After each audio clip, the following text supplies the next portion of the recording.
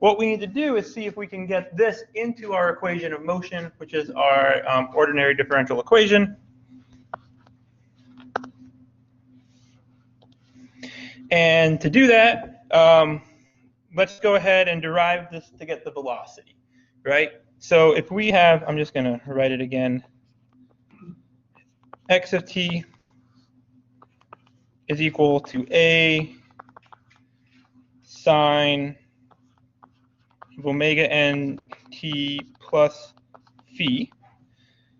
So x dot of t is our velocity, right? And the derivative of a constant is just going to be a constant, a. The derivative of sine is cosine, so we end up with cosine of omega n, ooh, that's bad, of omega n t plus phi, right? And now let's get our acceleration. So that's x double dot.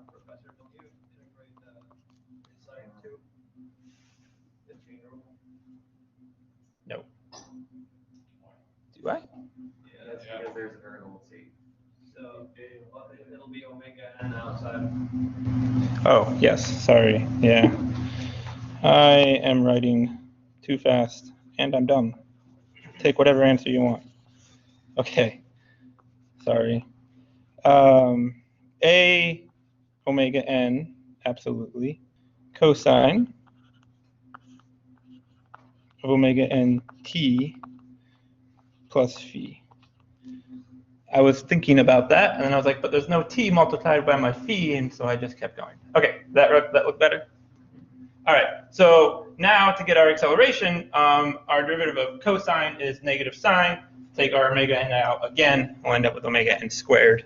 And I'm just going to put our negative to the front, negative a omega n squared sine omega nt plus phi.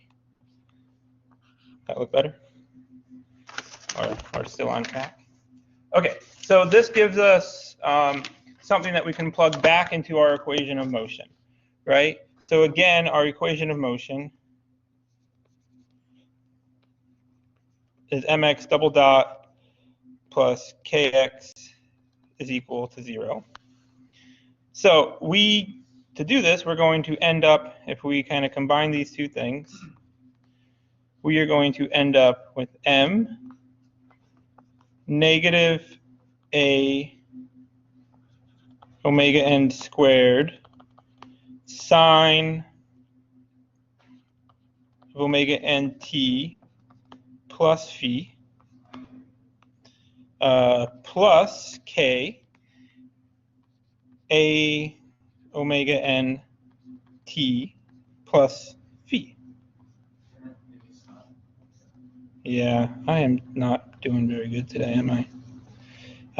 A sine omega n t plus phi. There's my second parenthesis.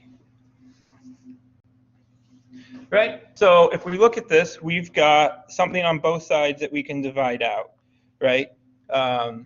We have this a sine omega nt plus phi. Oh, sorry, needs to be a 0, or it's definitely not an equation. So we can divide out a sine omega nt plus phi. So we're going to end up with negative m omega n squared plus k equals 0. Right, so this starts to become a solution that we can have. Now, what's interesting about this, right? Do we know, if we have a system, right, let's say you build a system, a mass on an end of a spring, do you know your mass? Yeah, you can measure it, right? Do you know your frequency of your system? No. Not really. I mean, you can measure it. Yeah, that's valid. You know K, like your mass and your stiffness, I guess, are the ones that are a little bit easier to measure. We kind of agree on that point. So let's redefine this in terms of omega n, which is our variable of interest. So we are going to have omega m is equal to the square root, well, plus or minus the square root, man. So the square root of k over m. But why don't we use the plus or minus? Oh, no. Let him. You're so certain. Why don't we use the plus or minus?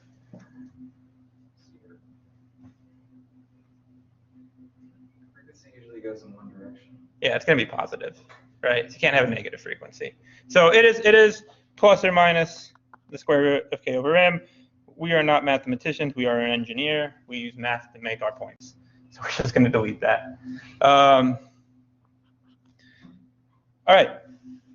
So this is important. If you're the people who don't write anything down, go ahead and write down this one.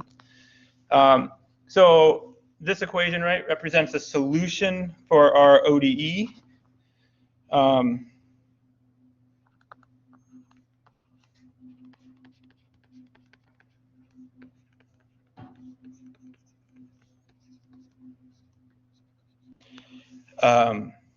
And the solution, right, is not in the form of an ODE, so it's a solution. And it's also something that we can test, right? So we can build a system with a spring and a mass, take the square root of those two values, and calculate our omega n, right? So is omega n then going to be in hertz? What's the units of omega n? Should have said that. Radians per second. Who thinks it's radians per second? 1. Who thinks, what was the other one? Inverse seconds. Inverse seconds. Who thinks it's inverse seconds? It should be, yes. It should seconds to the negative 1. Should be seconds to the negative 1. Okay. Anyone else? So we talk about this in radians per second, right? So this is radians per second. If you look back at our omega nt plot, that'll help that make sense. So how do we get this? But how do we usually talk about vibrations, right? If you're like in a meeting, you say, "Oh, I'm vibrating at 3 radians per second." No, We tell about hertz, right? People would slap you or something, do something violent. Your boss would be like, "And you're done." But we can convert that pretty easy, right? So T is equal to 2 pi over omega n, right? And so T again is our period, and then our frequency n is equal to omega n over 2 pi. I'll put a red box around those because they're also kind of important. Again, if I have a model, and I want to know where my mass is going to be at any second in time, I need to apply some boundary conditions to my ODE, right? Second order ODE, I've got to apply 2 boundary conditions. And so what are the 2 that we want to apply? What are the 2 things that we think we know from this plot? So mass and stiffness are great, but those are system parameters. They're not boundary conditions, right? So our mass and stiffness are going to be in our model. But if I want to know my T at any time, what do I need to know? Yeah, so I really want to know my initial amplitude, right? And my initial velocity, right? Or things that I can get very easily, right? So if I know coming into my system my x naught and my v naught, then I can solve this ODE. Does that make sense? Okay.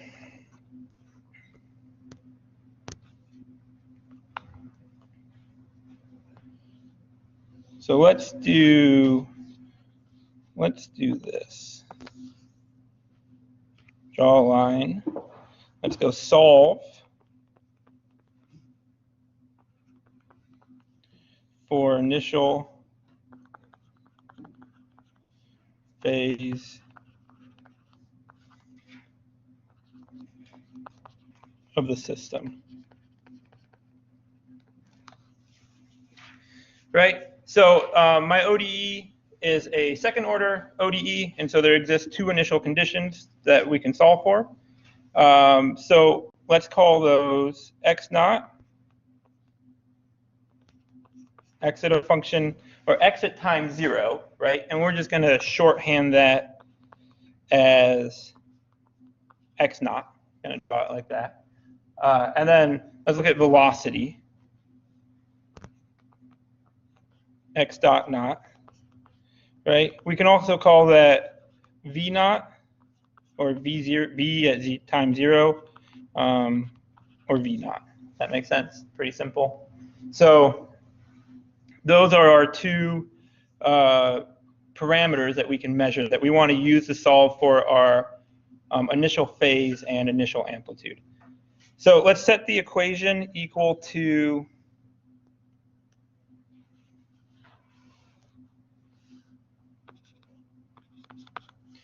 set, our equation at t equals 0. No, do not. I'm gonna do a save. So right, we have x naught is equal, or x at 0 is equal to x naught, which is equal to a. I'm just gonna write it all out. Sine of omega n 0 plus phi, which is equal to a sine of phi. And we can do that again for our velocity term. And so here we have x dot of 0 is equal to v naught, which is equal to a omega n cosine of omega n 0 plus phi, which is equal to a omega n cosine of phi. Right, so now I've got two equations, and both these equations have an a in them, and they both have a phi in them, right? But let's say we want to solve for phi. Also, it's a little bit easier to just get rid of a. So we can set these both equal to a, and then set our two equations equal to each other, right? So that gives us a is equal to x naught over the sine of phi, and a is equal to v naught over the cosine of phi. Right, go ahead and set those equal to each other. I'm just going to do it here, save a little bit of space on my imaginary paper.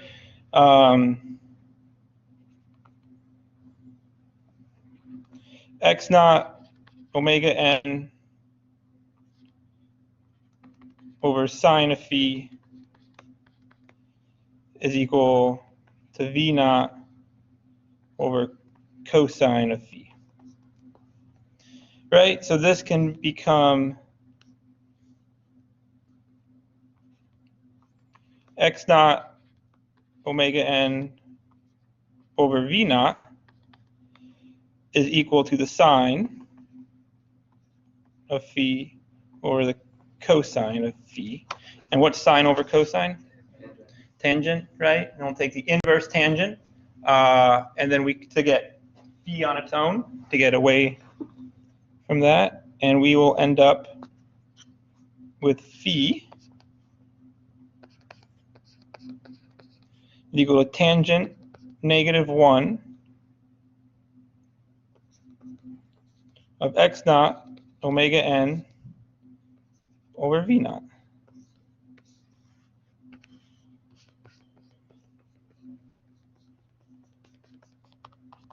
So now you see, if you have x naught and v naught, right, which you can measure or get from your system inputs, your omega n, which you get from the square root of k over m, you can get your initial phase, right? So you don't have to know the initial phase of the system. All you have to know is your initial displacement and your initial velocity. Make sense? Should we do the same thing for amplitude, which is our last parameter? mean, it's exactly the same thing, just a little bit different. Well, then it wouldn't be exact, same process. All right, so let's solve for amplitude. Switch colors on me. All right. Oh, we got lots of time. Okay, solve for amplitude.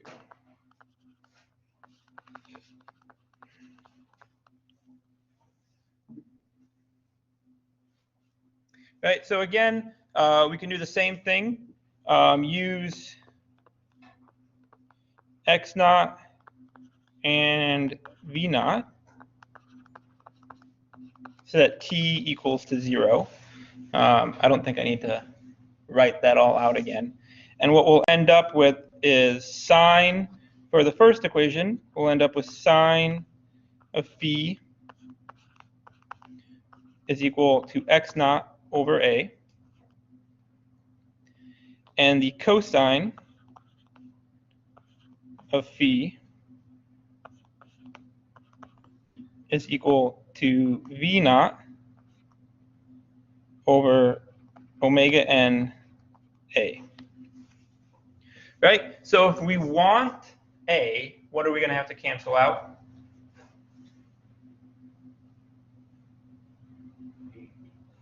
We've got 4 parameters, right? We've got our phase, our amplitude, our initial displacement, and initial velocity. We want a, what do we want to get rid of? We'll get rid of the phase, right? So last time we got rid of the amplitude, this time we'll get rid of the phase.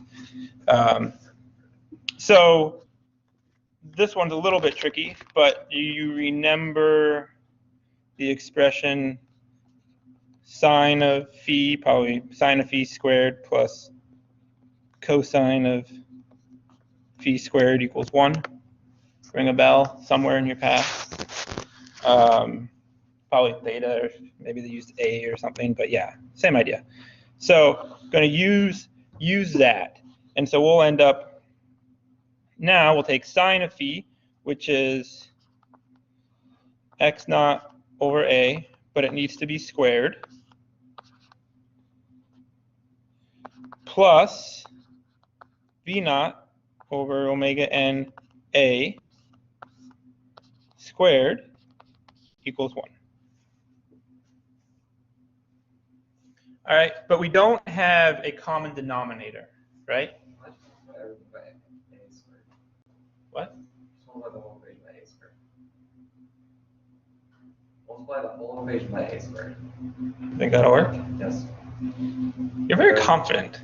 That will give us a squared is equal to x naught squared plus b naught squared over omega n squared. And then we can just find the square root of that, and that gives us our answer. How do you get your denominators the same? Let's see. We just need to find a. I'll show you an easy way. I'm not saying your way doesn't work, but I'll show you an easy way. Make them all the same and just. I like the ambition. I really do. Okay, so let's just go ahead and multiply each side by 1. I like 1. It's a good number, right? Pretty easy. So on the left-hand side, we're going to have a 1, but we want common denominators, right? We want an omega n a. So let's just multiply it by 1 squared, which is 1. So that's going to look like omega n over omega n squared times x naught over a squared plus 1 times v naught over omega n a squared is equal to 1. And technically, what you do to one side, we have to do to the other. 1 times 1, right? So that gives us a lot of things that don't actually change anything. And we end up with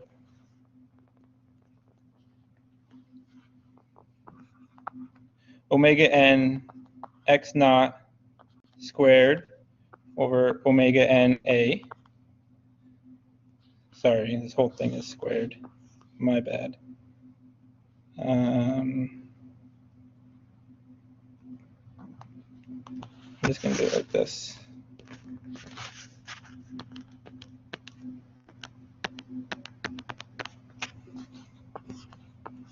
Over A squared plus V naught over omega n A squared is equal to 1. That make sense? I missed an omega n. I absolutely did. Does that make more sense? Yeah, that makes more sense than the previous way I had it, right? Okay, so that gives us a nice expression then that we can simplify out further by multiplying everything by omega n. And so we're going to end up with omega n squared x naught squared plus v naught squared is equal to, let's go, a squared omega n squared. Right? Now we just want to solve for a, so let's go ahead and move omega n under on the other side, take the square root. And again, we're just going to assume that amplitude is positive here. So we end up with a is equal to the square root of omega n squared x naught squared plus v naught squared over omega n, which can also be x naught squared plus v naught over omega n squared. Right? That makes sense? Because omega n is just what? Well, it's not just what, but it cancels out. It is the square root of k over m over k. Okay. So does this make sense? And that is, I don't have a document camera, but that is what you have for your first response on the summary of the main equations, right? For free response, it's exactly what we have. Okay, so just to kind of recap. Using just mass and stiffness, we were able to derive all three, like displacement, velocity, and acceleration, and then we went down and using those we found initial phase and initial amplitude. You find your amplitude scalar and your phase offset using your stiffness and your mass, and then your measured initial displacement and initial velocity, or your inputs to the system, right? So we have an equation then, which is just kind of to recap. I drew a red box around that. That's important if you're.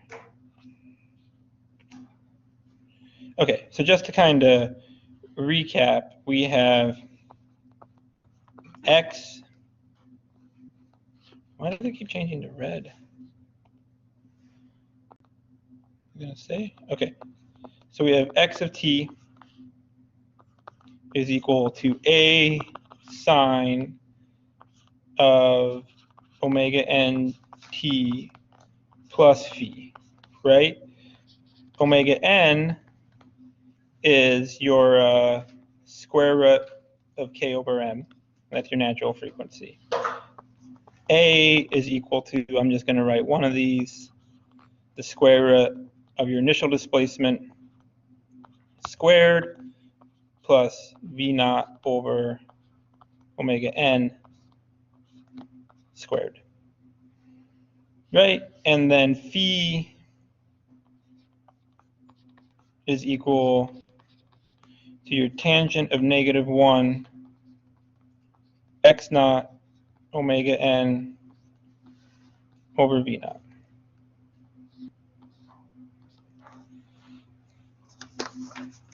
Right, and that's kind of the summary of the main equations for this part.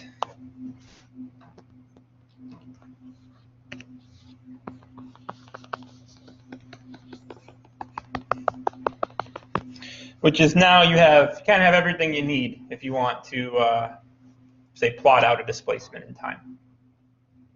Pretty cool, right? I think it's cool. So let's look at one more cool thing. We express this as a sine function, right? And so when you think of something that's a sine function, you often think of like these oscillating systems, but we also use the sine function very evidently when we talk about, getting lengths of sides of triangles. So one of the ways that we like to express how these systems interact is just to kind of draw the trigonometric relationship between the three of them, right? So if we build a giant sine function,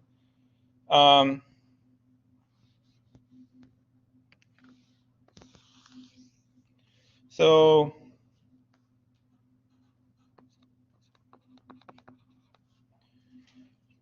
trigonometric.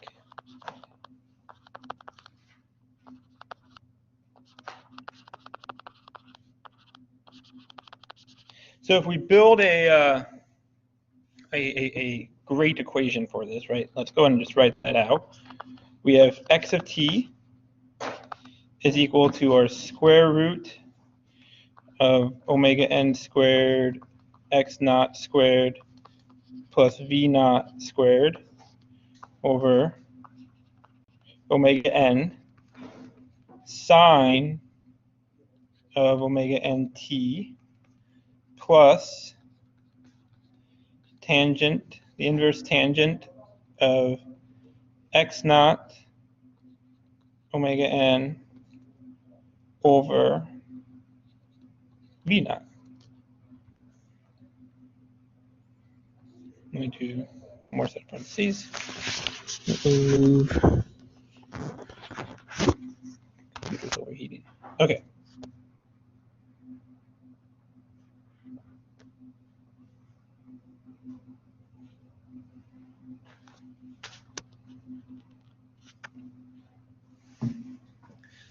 So we can use this equation, right, to look at a mathematical relationship between our initial conditions, x naught and v naught, for a free response of the system, right? So think about your expression, Pythagorean's theorem, so a squared plus b squared is equal to c squared. We're going to end up here with a triangle that we can build from this equation. Let's draw a slightly better triangle. I exhaled while I did that. Did it look better? Maybe, maybe not. Okay, so phi, right? So if we have phi down here, if we look up at our equation, we're going to have x naught v naught over omega n, and the square root of x naught squared plus v naught over omega n squared.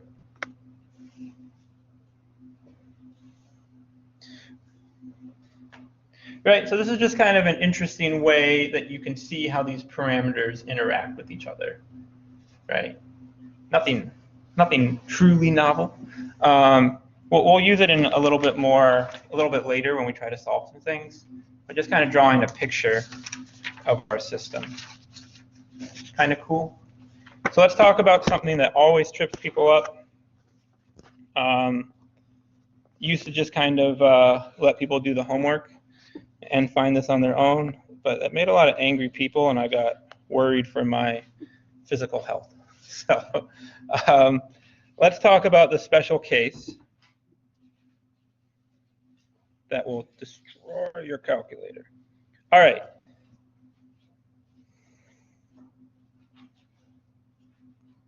Looking at this equation,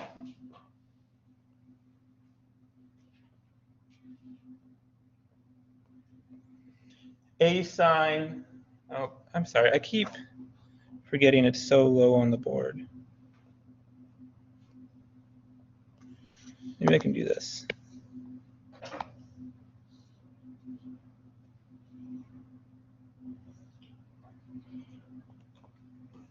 All right, so look at this equation. X of t is a sine omega nt plus phi. All right. If you have, you can solve this for any amplitude, sorry, any initial x and any initial velocity, right? So what happens if x is 1 and velocity is 1 here? You're going to end up with some real number, right? So what happens if velocity is 0? What happens to v naught? Becomes 0 as well. Yeah. So you have initial velocity 0, so this term becomes 0. That's fine. Wait, it becomes essentially 1 over 0. Well, essentially a constant over 0, which is like undefined. Yeah, right? So this is undefined. So you have an initial velocity here that's undefined. Does that make sense? So if you try to plug this into a calculator, what happens? Does it? So would B be 90 in this case? Type in the inverse tangent of undefined. What happens? Should be 90. Yeah, right? So it's going to end up being like pi or pi over 2. So let me grab my notes. Okay, so a solution to this challenge, right? We have an issue. So special.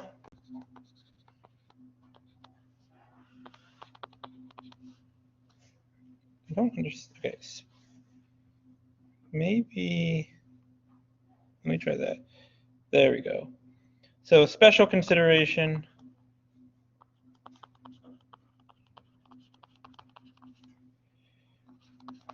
for, just go v naught is equal to 0.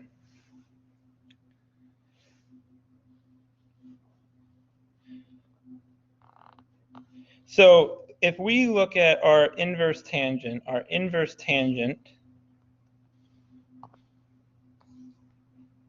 plot looks like this.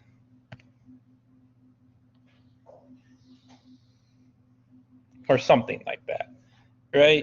So this is negative pi over 2, and this is pi over 2. So if you go ahead and type this into Python or MATLAB or your calculator and ask for the inverse tangent of an undefined number, it will return negative pi over 2 or pi over 2, right? And it depends on how your calculator expresses that, right? So there's actually an IEEE floating point arithmetic rule for this, which is IEEE